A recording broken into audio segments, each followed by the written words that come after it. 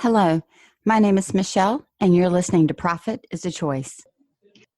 Joining me on the podcast today is Katie Baldwin, the founder of Katie Baldwin Designs out of Lakeville, Connecticut. Katie is an awesome designer who has started shifting her business just a little bit to focus on some of the areas that she really loves. Instead of doing what maybe she thought she had to do, she's following her heart and her strengths and skill set and finding that there's so much not only value in that, but joy that has been returned to her, and also really great opportunities for collaborations with other professionals. And so I hope that you enjoyed listening today, maybe taking a step back and looking at your own life and your own business and asking yourself where you're doing what you think you have to do, maybe where you have an opportunity to do what you want to do. So enjoy the podcast.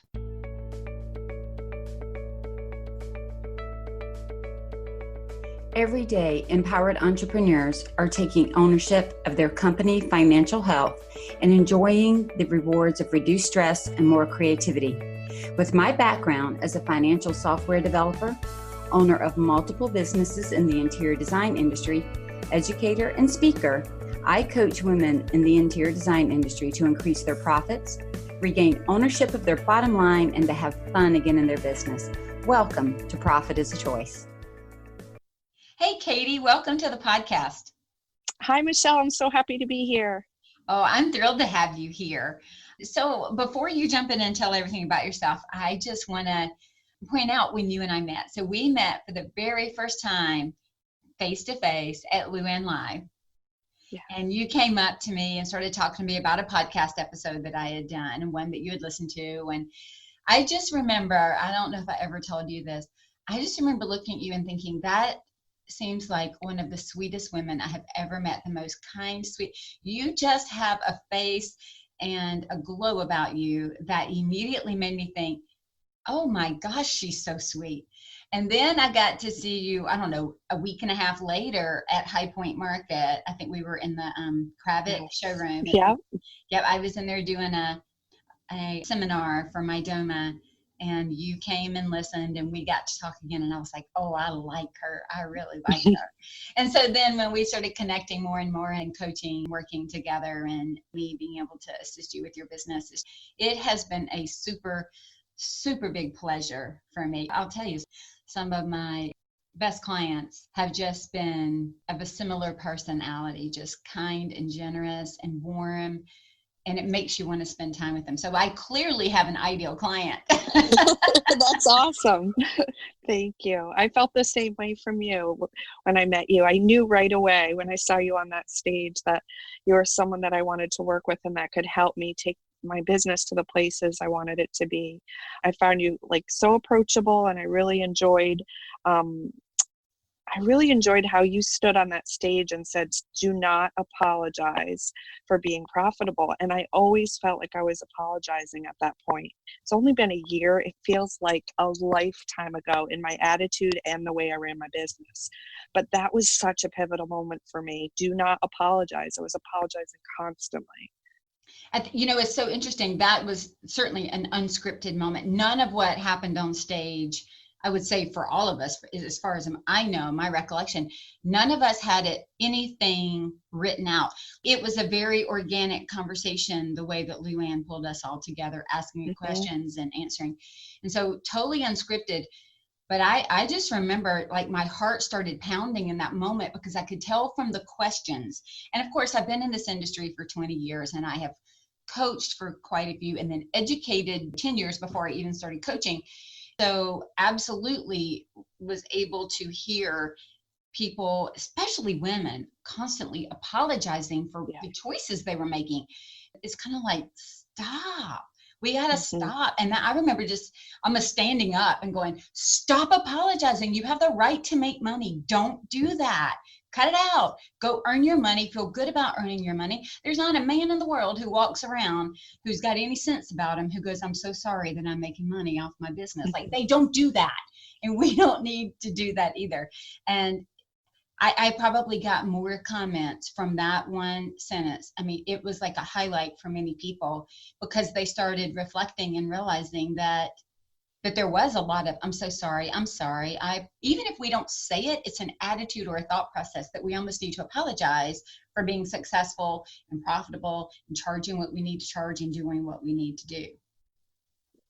So true. When I think of that feeling I had in that seat, I was still at the point in my business where I was explaining to clients why I had to mark up every purchase. I mean, I'm embarrassed to even say what I was marking up, like 10, 15% at the time on product purchases. And then again, apologizing for it. And I walked out of your specific speech and then the whole Luann experience so much more confident. It was like I had a new pair of glasses on. I love that. New perspective. Absolutely. Yes. So Katie, tell us a little bit about how your business started, and then tell us a little bit about what you're doing today. Because I know one of the things we're going to talk about is kind of like your metamorphosis, right? How your business has shifted and changed, and what were some of the defining moments that created that change. So interior design is my second career. Just to give you some background, I spent 17 years in the fashion industry. I went through the executive training program at Bloomingdale's, and then I worked for a few different retailers, including the Gap and Taylor. So I come from the corporate world where I owned a business and I ran a business, had a whole team between planning and distribution. So I have the business background. And when my last company was Claiborne, and after they closed, we were all laid off and given a package, and I just decided I needed a break. I was burnt out working in New York at the time, and I took a few months off and took a part-time job with an interior designer. Literally just needed to fill my day while I was taking some time off, and had a little spending money. And within 2 weeks of working for this designer, who's still my mentor and we're close friends, knew I found my second career. I was in love from the start. A lot of my project management and business skills from that previous life applied right away into the position she ended up hiring me for, which was project manager. And very soon after, I dove in, started taking classes at New York School of Interior Design, the Institute of Classical Art and Architecture. And really, I was a sponge for knowledge and information, and took as many courses as I could. About 5 years after working for Robin Bell Design, I started on my own. It was, small at first, pillows and a slipcover here and there. And about 3 years ago, I actually opened my own design studio. I have 1 or 2 people working for me part-time right now, and I offer full-service interior design. You know what's so interesting? I just interviewed Kara Cox on a prior podcast. I'll link that to the bottom. But she was in fashion, worked in New York, and did the executive training for Saks, where you. Oh. So, I mean, it's like your beginning stories are so similar. And then she. Sorry, that's all. Yeah, you'll have to go check that one out. So then she left there and moved on and started working for a designer, and then went out on her own as well. And so just. Very cool. Yeah, very interesting parallels to see between the two of you there. All right, so you started your own 3 years ago, and my question to you is this. So you had a good, I would say, some business background, maybe not a business degree, but you certainly had business background from all that you learned with the project management. Did you start with a full-blown business plan, or more like, say, maybe a business idea, loose ideas of what you wanted to do? Like, how defined were you when you started? Not at all. I am the opposite of what you would do. Like, if you had hired me from day one, everything I did, you probably would have said, no, let's get a plan together. I did not have a strategy. I didn't have one with my first company. Yeah. Remember, it was only when 2009, when I went into a partnership for CHF, we had a very defined plan. And then when I did Scarlet Thread Consulting, a very defined plan. My very first one was loosey-goosey. That's why I learned from all the mistakes I made to share with everybody. Exactly. That's really what it was. I mean, again, because I had the business background, I had an idea of, based on the income that I was making, how much I would need to sustain my own personal bills, and then my overhead as far as hiring someone part-time. My sister had just gotten laid off at the time and was able to give me a few hours a week to help support me in my home office, which was an old bedroom we converted. And I was able to start, I had a credit card, and I started figuring out how to buy client fabrics and purchases and then pay them back quickly when funds started coming in. I had no software. Everything was Excel and Word. And then over time, I adopted Studio Designer because that's what my old firm worked with and I was familiar with. But there was no plan in place. I learned as I went and made a lot of mistakes that I've learned from.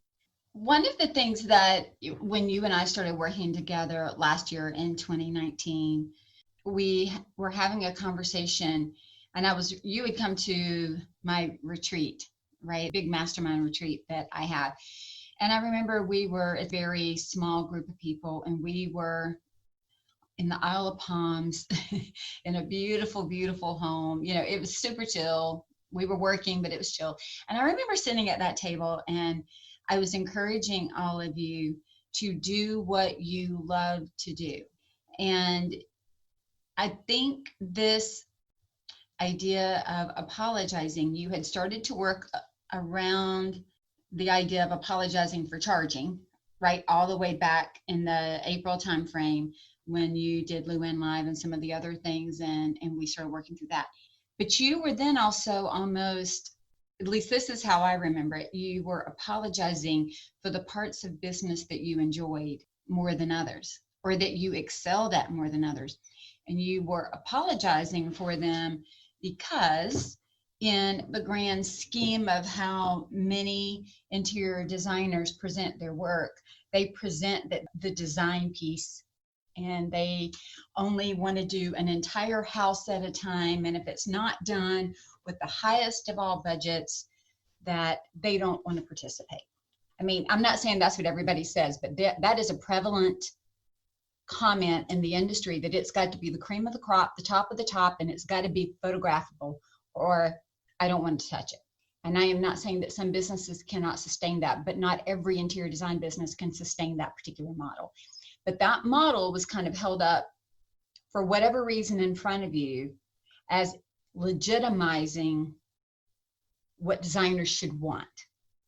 That all designers should want that. That should be the goal for all designers. And it's not that you wouldn't take that. It's not that you haven't done that, but you found joy. Like you really found your joy and your excitement in the project management piece in window coverings. And you had earlier that year gone to the custom workroom conference that Susan Woodcock puts out. You had started digging in to a lot more to do with the window coverings and the pillows and the soft furnishings.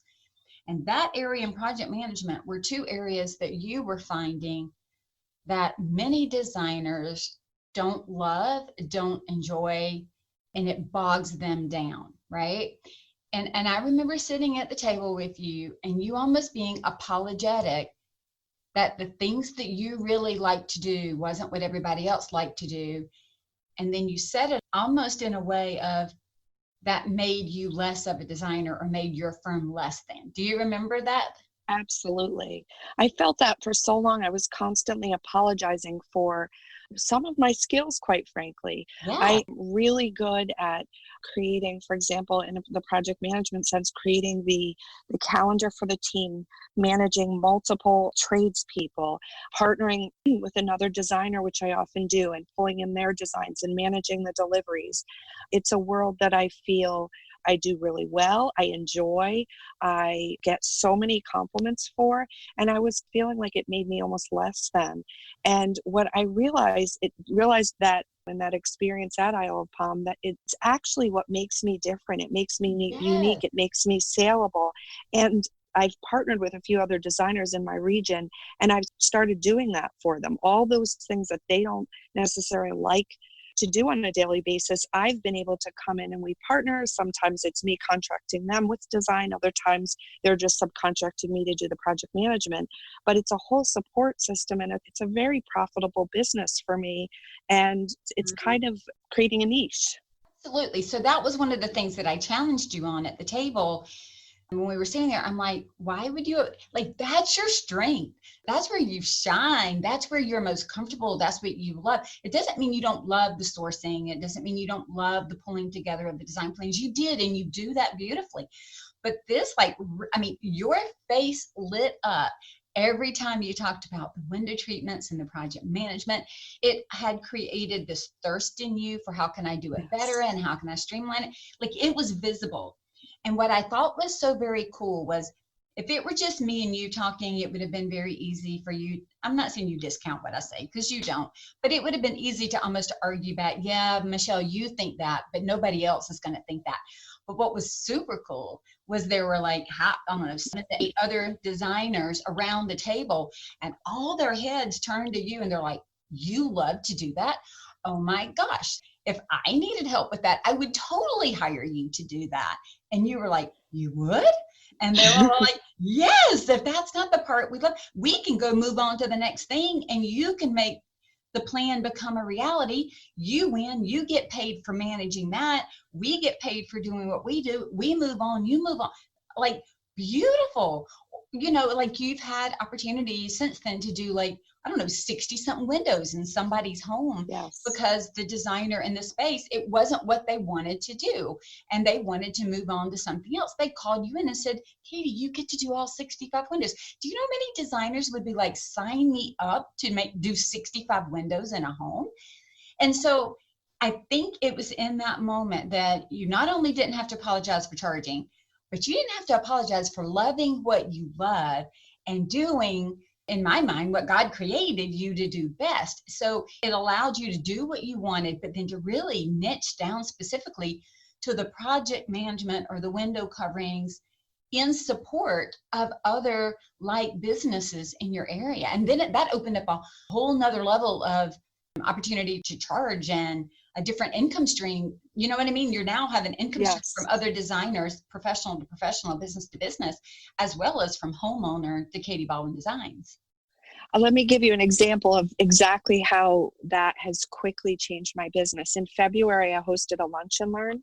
I had one of my window vendors come in and we did a presentation. I had about 5 to 10, let's say 8 contractors and 7 designers. And we talked about all different kinds of window treatments, some of my floor covering category. Within a week, I got an order that was 50% of my sales goal for the month of February. It was so quick. It's happening so fast. And it is exactly what we're saying, that there are designers out there that just, you know, to her, that was the biggest support I could ever give her. She didn't have to worry about it. She could come in, see the product quickly, show samples to her client, and then pass the baton to me and say, you handle everything. You handle the ordering, you handle the installation, you handle the, you know, the fluffing once it gets on, the windows get on the wall, I mean. And it's happening fast because there is a need and it's going really well. That's awesome. I mean, right? And you love it and they love it. It suits what you do well. It suits what they don't do well. I mean, it's just such a beautiful marriage of opportunity there. What do you think? I know you, like you said, you remember being at the table, you remember the conversation. I remember just watching you take in the reactions of the other business owners. They were going, yes, Katie, yes, Katie, yes, Katie. I'm curious of a couple things. Where do you think the need to apologize for doing what you want to do? Where do you think that stems from? Do you have any idea? Well, yes, I can tell you that I was raised in a world where, my dad was a banker. He was very corporate, like everything was, there was no entrepreneurship in my immediate family. So when I first was talking about leaving the fashion industry, and I had an amazing job and I had an amazing career in that world. And I got so much pushback from my friends and my family that at the time I owned an apartment in New York, a weekend house in the country, like life was really good. I went from this world that I was working 60 hours a week and had no work-life balance. I was fried, and all everyone could see from the outside was, she's driving the BMW. What is she, crazy? Why is she wanting to leave that world? And I felt that horrible need to apologize. Like, that is not doing it for my soul anymore. That world did it for a long time, but I was burnt out. I was fried. It didn't mean anything anymore. I went to bed every night with my laptop next to me. So when I was coming into this world of entrepreneurship, owning my own business, I felt that confidence level I had working in the fashion world had really diminished. And I had this fire in me. I had this idea, and I always envisioned myself coming back to the town I grew up in and doing something entrepreneurial. And I had the vision, but I was afraid to stand my ground and really do it without apology, because that not good enough voice, quite frankly, was screaming the first few years inside of me. Like, what are you, crazy? Like, I heard those people who are looking like, what, are you nuts? You left that amazing ride you were on for this, and you're making, my first year in the business, I made less than my last year's bonus. It was that kind of jump down, and I felt a little bit of shame about it. And I'm so glad I did it. I thank God every day that I did it. That's true. I think I even felt, I know I felt it. It's not even when I left corporate America and then started my own business, I almost felt like I needed to apologize. Like I had given up everything that I'd worked for, like I'd walked away. And now all I keep thinking of, I would be a horrible employee. Like nobody, I'm too headstrong. I've got too many ideas. Like nobody would want me to come back and be their employee now. But I felt some of the same thing. And because in the world that I was in, doing software and financials and all of that, I was good at what I did. I had a degree to back it up. And then I moved into a world where I didn't have the degree to back it up. I didn't have the years behind me to back it up. It was a dream and a goal and hard work and learn as you go. And that created a bit more of like this imposter syndrome, right, than what I had, because I had the documents and the certifications and all the things behind my name in corporate that kind of proved that I was okay. I didn't have those things yet in my new world of design. And so it put me in that place of doubting. I remember apologizing to people over the fact that I even had to charge them. And then I remember the day when I, of course, my whole story, did my taxes, and we realized that my husband had been working to put money into my company so I could serve rich people and make nothing. And I was like, forget that, done with that. Like it took every bit of joy out of everything I'd done and just crushed it. And I was like, I'm not working for free. I'm not doing this. I'm like you. I gave up way too much to do this and work for free. So that's not happening again. We got to fix that. And I'm very, very thankful that I have, which is why don't apologize for being profitable and making money. That's what makes your business sustainable. That's what makes your business a success. And so if we're not sustainable, we're not profitable, we can't succeed. You and I are recording this mid-April while we're home with COVID, right? And it was having our businesses in some type of an order that are giving us a little bit more of breathing room as we're even going through this. And this is going to be stressful. I mean, we can all admit there's stress involved, no matter how prepared you are. But you've worked really hard as well over that last year, since last April, right? A little bit more than a year now, to really get your finances in order, to then, meaning both from the income and not apologizing and making what you need to make, but then also managing that money properly and accounting for it properly, which puts you into a better position to move through some type of business disruption like we have right now. Tell me how you've kind of managed that and what that process has looked like for you. Absolutely. What I've realized over the last year is that, as my business was growing and changing, I really needed to bring in different bookkeeping team that fit my business better. I actually listened to your podcast and found Emily, my bookkeeper, in September of last year, and it has been an incredible fit. We work really well together. We have cleaned up and changed the way all of my banking. We're starting to work towards profit first. I've changed to an S Corp. The day-to-day running of my business is so different. We're looking at P&Ls every month. We're analyzing the business, and it has been incredible. It was a long, I would say 5 solid months to get it cleaned up. I've also started using QuickBooks alongside my studio designer, and that process was also, it took time. we have a system. It's about getting systems in place that I didn't have before. A set monthly call, set deliverable dates, very simple things. But if you don't do them, you're not going to have the monthly reports that you need to make decisions about your business. And it's getting down to basics that has really changed the way my business is running and made it much more profitable. Those small things have huge impacts. And I do know this, I know that there are many, because I talk to them, who maybe are in a position somewhat similar to yours, where their financials maybe weren't where they needed to be, or they need to change the way they're done. They need to, something about their finances. Either they weren't on QuickBooks, or they are, but they only half did it. Forget who's to blame for any of it. It's just not always in a place that they can make decisions.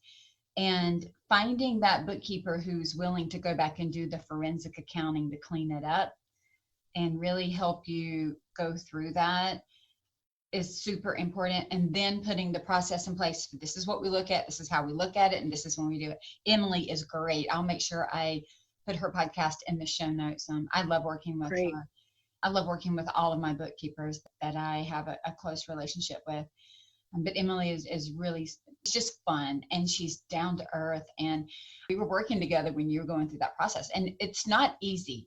And it's layers and layers and layers to clean up and go back and make sure it's right.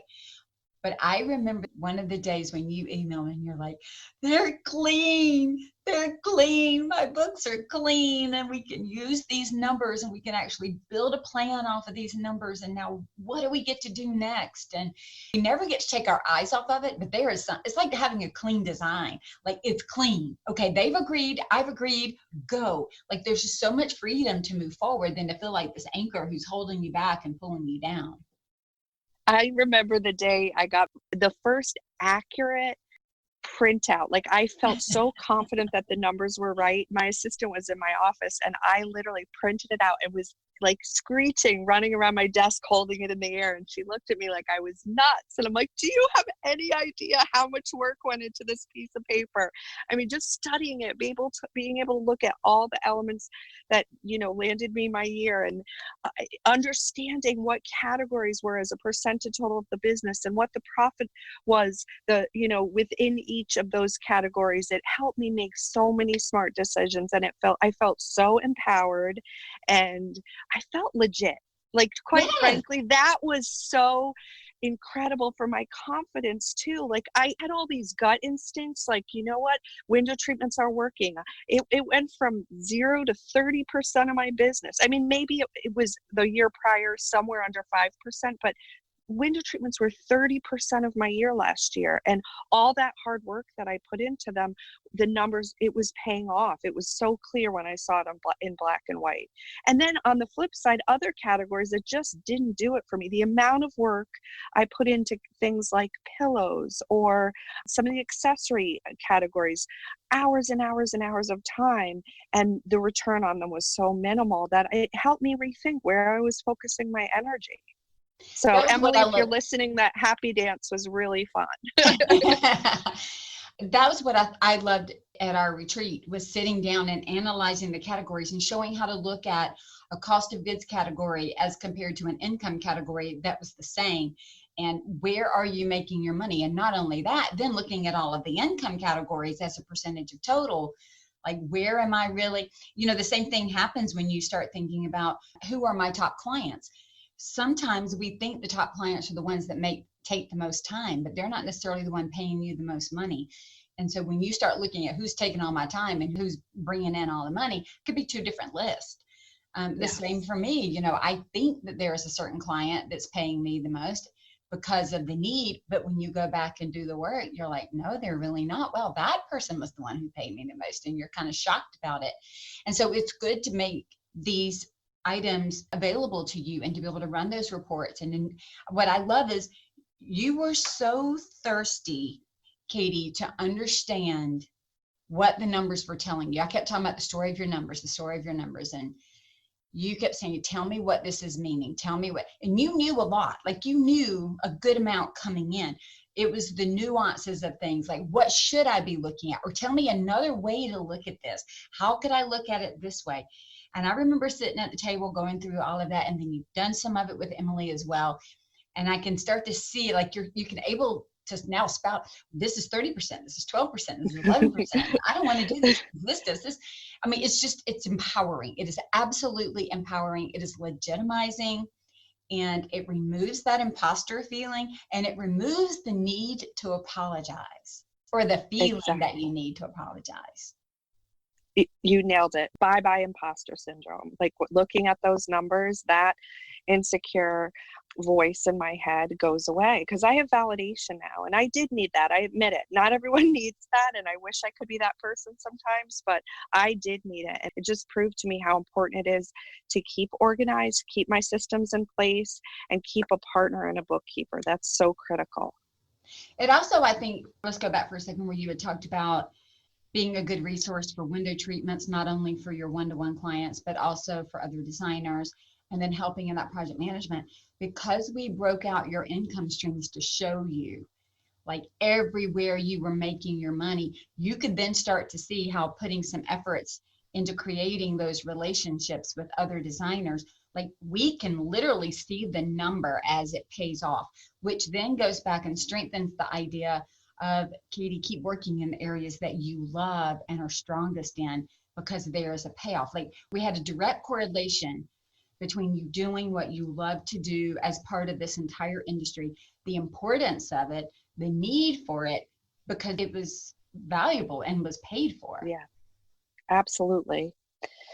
You taught me and made me realize also, like, and this goes back to the numbers as well, but I constantly was feeling that fear of missing out, like we call it FOMO. And for example, if I suddenly saw there was a conference in Detroit on how to hand knot rugs, like, I always was looking and thinking, oh, there's a bunch of other designers going. This is something I need to learn about. And, or if there was a webinar that I could attend, it was a half day, I'd waste an afternoon on indoor and outdoor fabrics. Now, all of these things are very important. They're very good resources. But when I look at those categories compared to what my volume was, suddenly a 2-day trip to Detroit for a rug seminar was not going back to what was making me money on my profit and loss statement. So what you've also helped me do the last few months is remind me to sort of pause and look at, is that part of what is the thing I want to attend, or the conference or the webinar going to give me what I need for my bottom line and support my goals? And it's so simple. Just like I said, it's that new pair of glasses I'm putting on.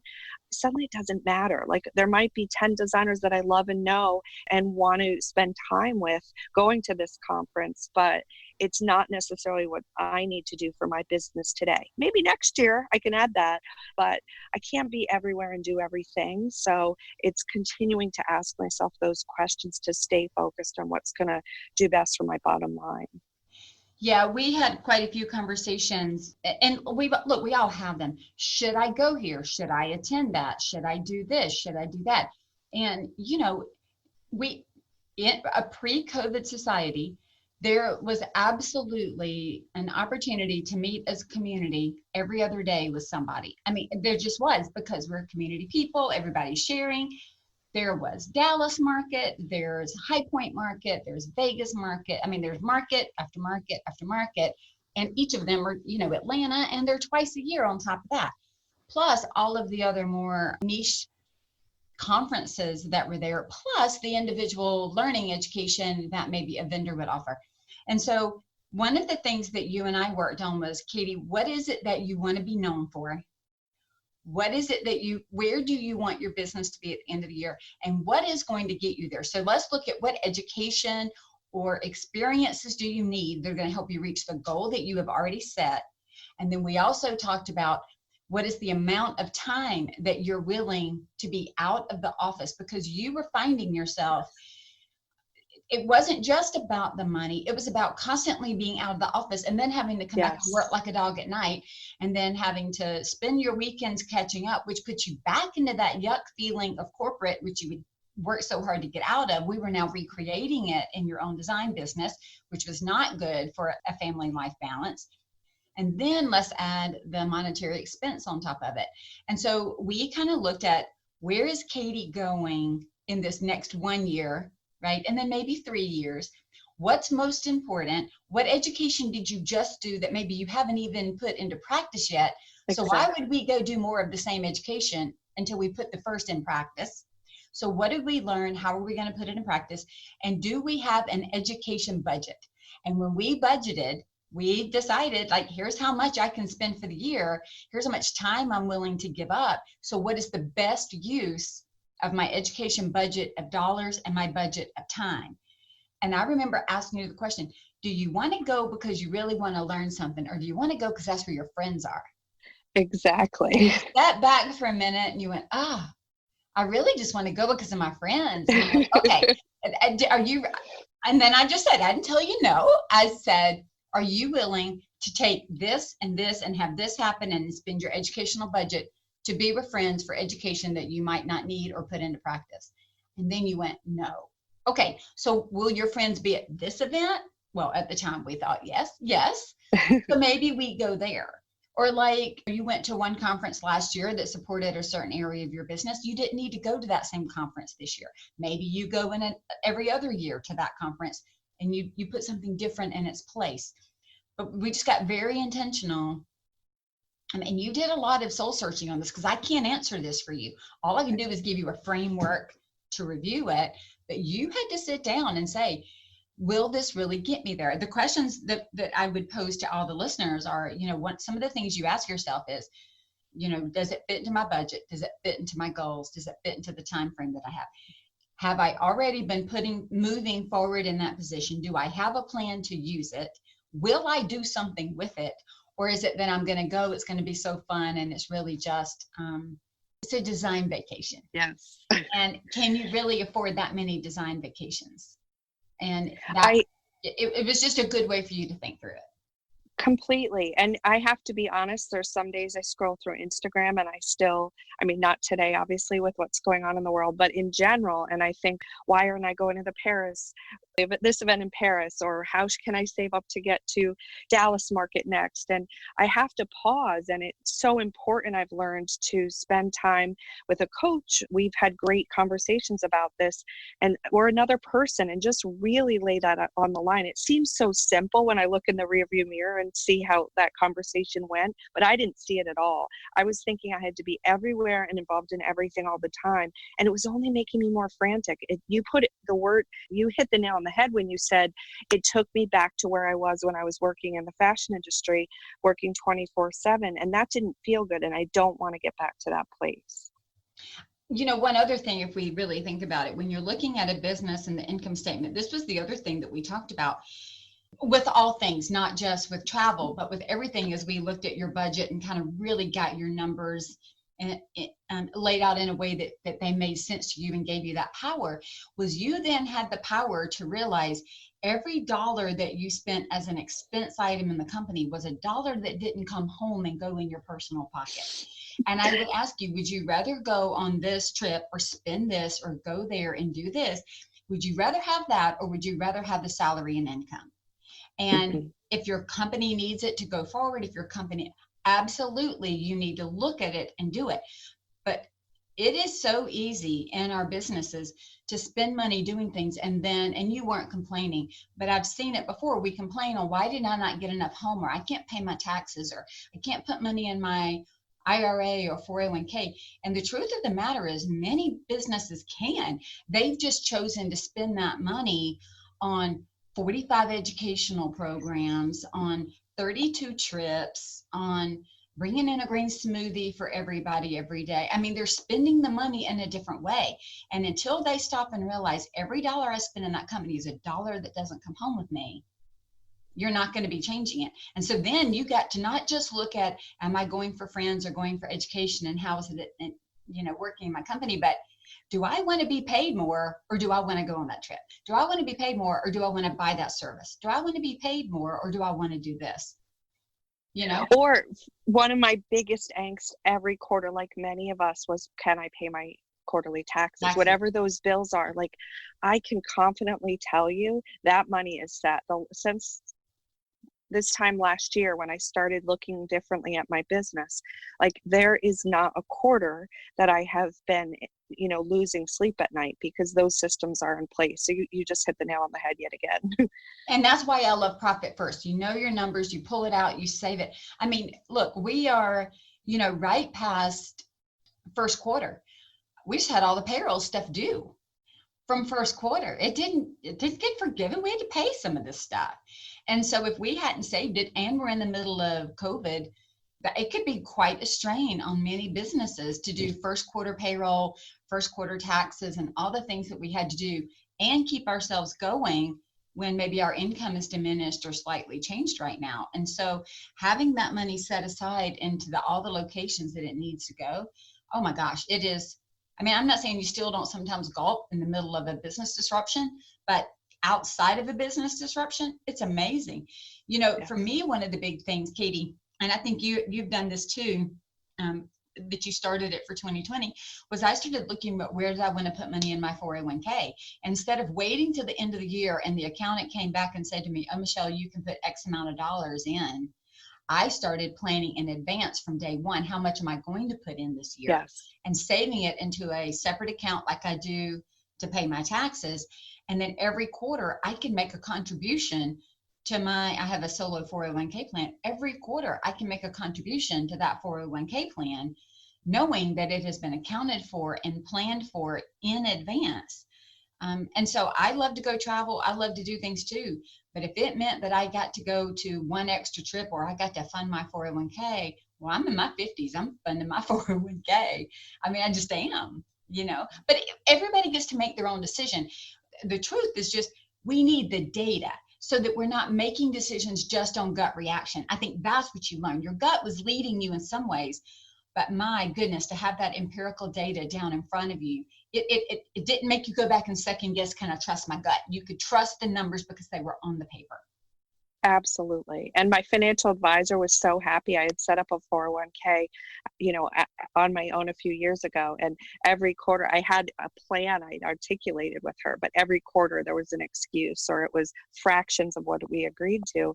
And just like you said, that money's been put aside now, and it's part of my process. Every dollar that comes in, there's a piece of it that goes into an account. In each quarter I can fund my 401k. That's huge. Since I've been in corporate, I have not been making those, it's not something I'm proud of, but it's reality. I had not been making those contributions that will help me in my future.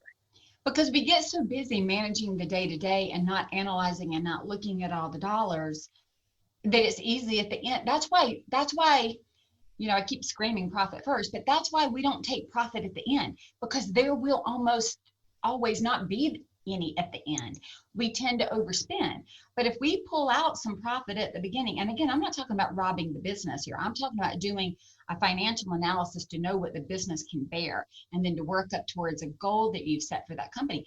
But you start pulling out your salary, you start pulling out a profit, you pull out your retirement, and you manage the company on the expenses that are left. Now you're going to start making different decisions.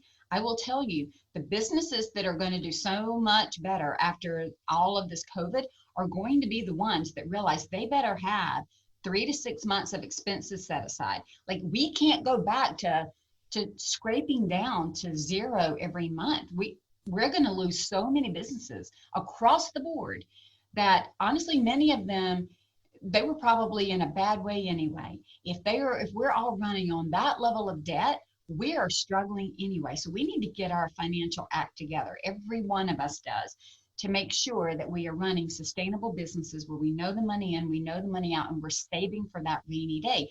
Because by gosh, we are in the rainy season. We are in a deluge right now. And, again, if we've never done it before, it's not too late to do business better. We can start putting a framework in place so that as business returns, we do it differently. Because if it's not another return of COVID in the fall, like they're saying, or some other time, it could be the next business disruption that comes in. You know, they show up in multiple forms. And I am just so proud that you have done all this amazing work over the last year, because you are absolutely walking into this in a completely different mind space, and with different levels and understandings of your business than if this had happened last April. I think it could have been a lot more devastating to you last year than it would have this year. I can't imagine. I would have been an absolute mess. It was such a different mindset I have from a year ago. So what do you do now to work through that FOMO? So outside of asking yourself all those questions that we talked about, I know everybody needs a good coach who will ask them 1,000 questions, who you just want to keep saying, quit asking me all the questions. But I think the beauty of that is there's a difference between education and coaching. I can educate you by telling you something, telling you what to do. That's not coaching. Coaching is helping you learn how to make your own decisions and giving you the information. I might tell you a small piece, but then ask you, like, you have to own these decisions, right? I can't own them for you. You have to own them. But once you learn the frameworks of how to be strategic and intentional and to really think through, you know, like we're working through the AIM methodology, the align your team, ignite your process, manage your money, people, process, profits. You then start to pick up that framework and you can use it in your own life, even in your personal life. Like, okay, do I want to put this money here or there? And how do I want to spend it? It just teaches you that new way of thinking, puts the new glasses on, the new perspective. What do you think have been, outside of what we've talked about, are there any other like really big sweeping changes or thought processes that you've gone through to help you handle FOMO? I think it's been, it's been a learning curve for sure. My natural instinct sometimes, takes me down the wrong rabbit hole, and I'll be researching a conference and 2 hours later catch myself like, wait a minute, this is not in alignment with my plan right now. And so it sounds simple, but it really is just about continuing to practice the pause. I think the pause is so simple, but it's critical. Like, is this what's going to get me to where I need to be for my year goals? Can this be put on the back burner and put on the list? I have a long list of things I want to do 2, 3, 5 years out, but for right now, today, where my feet are, this isn't going to get me where I need to go. So it's simple, but it's the pause. I love that. We do that exercise, look forward to look back. Remember, where you look forward when you're here. And so we started it, I think because we were meeting in November, I was like, look at the end of 2020, which is so funny now in the middle of all the crazy we have going on. Look at the end of 2020 and tell me you just had the best year ever. What just happened? And then when you do that and you identify, here's what just happened that got me to where I want to be at the end of the year, right? We can like see it, almost like visioning. It's backwards visioning is what it is. Yes. You've done that work. Then it actually gives you the framework to review these ideas. And then you start reframing FOMO. Because it's not fear of missing out, it's fear of spending my time and money in a way that's not going to serve me. Yes, it is. Yeah, right. So, it's that awareness that creates the pause. Do I want to do this because it serves me? Or do I want to do this because I just want to be with the people, or I don't want to miss out, or I don't want to then go back and see the pictures of what everybody else did? And what we don't always know is it may be serving where they want to go, right? Exactly. So they may not be going because it's FOMO. They may be going because it literally serves the goal that they have in front of them, but it doesn't mean it has to serve the goal in front of you. And so each of us has to stop and look at that. There's that saying, you need to love saving more than you love spending. And I always talk about profit firsting our money and profit firsting our time, meaning do what's most important with your time, because it's a currency that we're spending on the calendar. And so when we spend that currency doing something that's not the most profitable and the best for our business, we're wasting it the same way that we would waste money that we spent without thinking. And I think that's where we sometimes are not looking as closely, is at how we're spending our time. and how we're being efficient. That's why processes and systems, that's why all of that's important. But it's also important with where we go and what we do, and are we doing a job we don't like, or doing a job we're not as great at? Like, why? The more that we can profit first, in air quotes, our time, and by telling our time where to go and how to be best spent, the better off we're going to be, the faster we're going to get our work done, and the more we're going to have a work-life balance. Absolutely. And I think that for me, part of that pause for this year, and like you were just talking about the rear view mirror, I am continuing to focus on two things. One are the processes. I've come so far in a year, but I still have a long way to go. And the second is just figuring out my team, who owns what, and what their roles and responsibilities are. As I said, I have one or two part-timers right now, and their time is, depending on what type of projects I'm working on, they flex, and that's really what I have to keep focus on to get through this, to have a successful year. I know that. Right. So we're also, I'm a Fix This Next advisor, and we've been talking about the business hierarchy of needs, and the bottom level is sales and the next level is profitability. You've already worked through both of those, and you have those pretty darn solid. We're working with you on that next level called order, and that's where we're working to put the systems in place. And the thing I would say is, we have to realize that this is an iterative process. So we're going through it over and over and over, because the business that you originally build is going to shift and change. So we kind of have to go back through and realign those processes to support the business. And that's where we really get into what's most important for Katie to do, what's most important for her staff to do, and what do we delegate, and how do we empower them and educate them and equip them. And that's kind of the process we're working through now. But see, it's hard to get to that process if you don't have the sales coming in, you don't have the profitability. So all the work that you have done has really been building this business building that you have, that's putting you even more and more. Now listen, once we get your order in place, we're moving on to your impact and your legacy. Like this is gonna, right? It blows up. And that's what we're working on now, is really making those transformative impacts in society and on your clients, and then leaving a legacy that extends, or that is still there beyond just the work you do, because you transforming the lives of your clients allows a transformation in their family and in their home. I mean, I know, you're transforming some homes right now just so that some of your clients who have immunocompromised family members can get into a home. Like, you have really just busted your rear to get some of these things done. And that's a big deal. When we talk about design, it's a big deal, because you're getting that house ready so that they can be safe and healthy during a health crisis. And so we have to keep that in mind.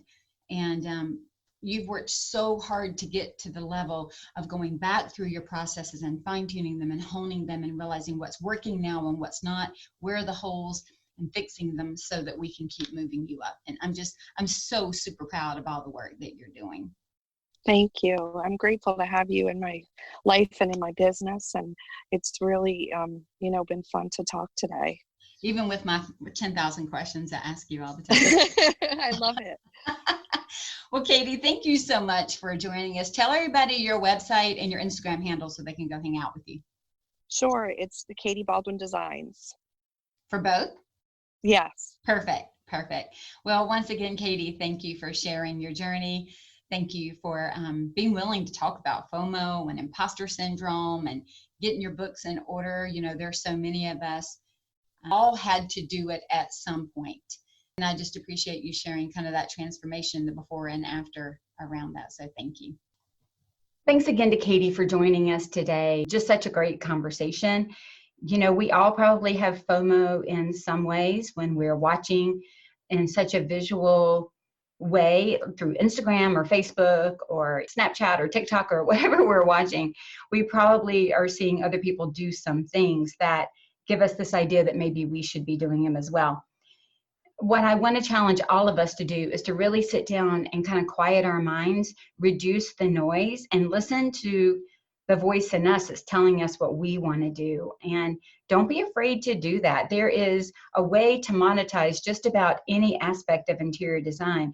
And so follow your heart, follow your strengths, do what you want to do, and really stand back and ask yourself, where is this idea of FOMO coming from?